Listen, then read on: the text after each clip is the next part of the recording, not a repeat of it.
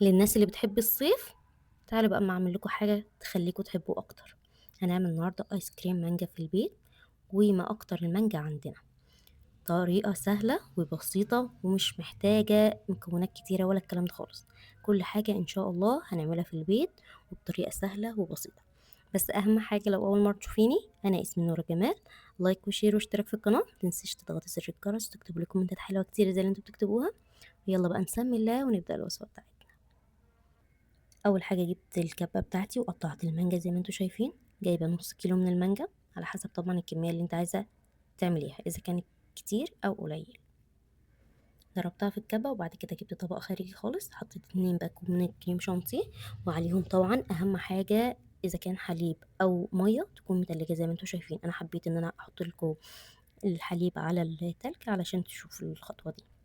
هفضي الكمية اللي مكتوبة طبعا على على العبوة بتاعت الكريم شانتيه، هناخد نصها بس على حسب الكمية. يعني أنا خدت هنا كانت الباكو بياخد كوباية من الحليب أو كوباية من المياه المتلجة، أنا حطيت نصه بس.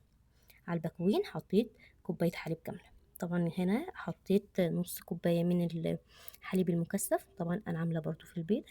إن شاء الله الطريقة بتاعته هتنزل لكم بعد الفيديو ده على طول. أهم حاجة إن أنا خلطت كريم شانتيه يكون سميك. بصوا بقى، هنا حطيت المانجا اللي احنا ضربناها في الكبة زي ما انتوا شايفين كده، وبعد كده حطيته في الكبة كله تاني وضربته كده ضربها حلوة محترمة. معلقتين 3 كمان من الحليب المكثف، طبعا بيدي طعم خطير. ضربتهم اهو، يعني يعتبر قلبتهم كده في بعض. بصوا قوامه خطير. اصغر علبة عندك، زي ما انا جبت اصغر علبة عندي كده في البيت، احط فيها الايس كريم، واهم حاجة تكون بغطا علشان ما تلقطش اي حاجة من الفريزر. هنا بقى بصراحة الفريزر بتاعي كان واقف بصراحة، يعني بعد ساعتين 3 طلعتها. هي عامة انت لازم تحطيها 24 ساعة في التلاجة او 12 ساعة اقل حاجة يعني. انا الفريزر بتاعي يا جماعة كان واقف، فعشان كده ممكن تبقى سايلة كده شوية، بس مفيش مشاكل يعني. يا رب يكون الفيديو بتاعي عجبكم، طعمها خطير على فكرة، وان شاء الله هيعجبكم الفيديو.